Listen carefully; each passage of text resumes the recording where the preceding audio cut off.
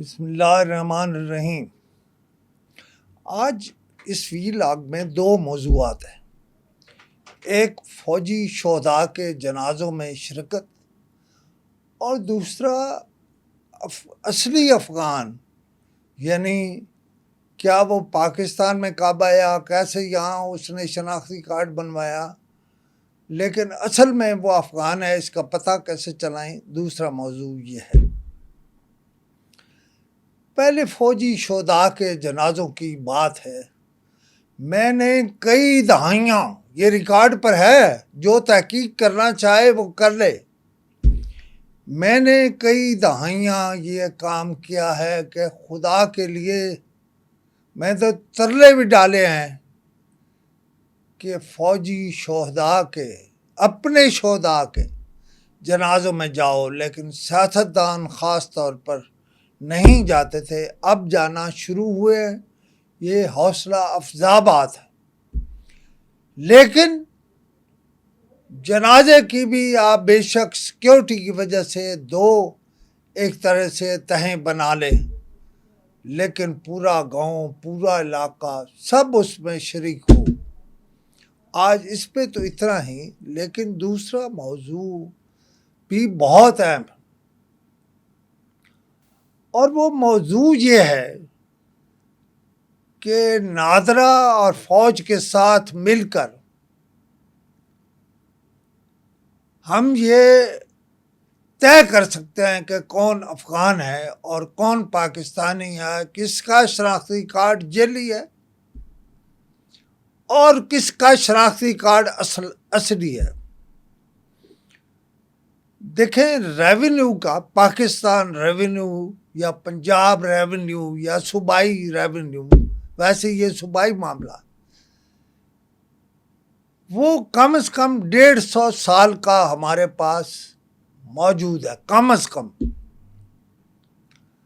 अंग्रेज ने जो निज़ाम बनाया था,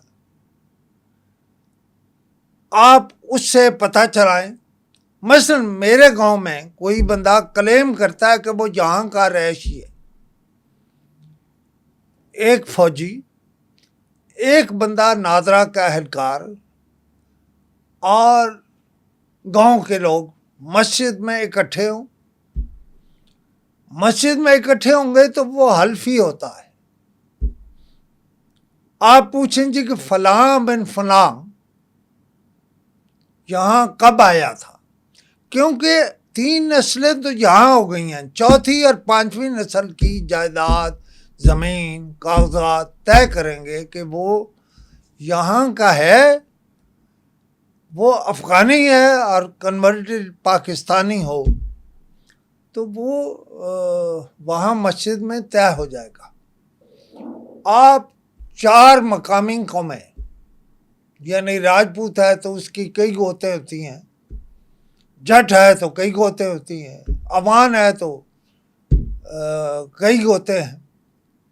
इस तरह 4 कौमें इकट्ठी करें, 5 करें, 6 करें, जितनी हैं, उन सब को कहें जी कि आप बताएं ये हजरत कौन है, यहाँ कब आएंगे। और फौज का एक सूबेदार, नायब सूबेदार वहाँ टीम का निगरान मुकर्रर करें। मैं आपसे कहूँ, जब आप वहाँ से उठेंगे तो ये तय होगा कि ये अफ़गानी है या पाकिस्तानी है। मैंने ये शर्त रखी है कि उसकी 4थी या 5वीं नस्ल तक जाए, उनकी ज़मीन के उस ज़माने के रेवेन्यू के रिकॉर्ड निकालें, सारा कुछ ही वाज़े हो जाएगा। ये तो हमसे बड़े पाकिस्तानी बन बैठे हैं, मैं नहीं मानता ये बात। और मैं जनरल सैयद आसिम मुनीर से कहूँगा कि हमारे यहाँ स्मगलिंग, हमारे यहाँ चोरी, डकैती, अमन अमान, हर मामला अफ़गानियों के गिर्द घूमता है। इधर अफ़गानी जब से इस्लामाबाद में कम हुए हैं, जराइम भी जो इनके हाथ होते थे वो कम हो गए हैं। आप मुतल्लिका थानों से कहें, यहाँ नहीं वहाँ भी, जिसमें अफगानी या अफगानी नुमा इन्वॉल्व है उसमें सख्ती करें। तरीका यही है, फैल जाएं और इनको निकाल बाहर करें।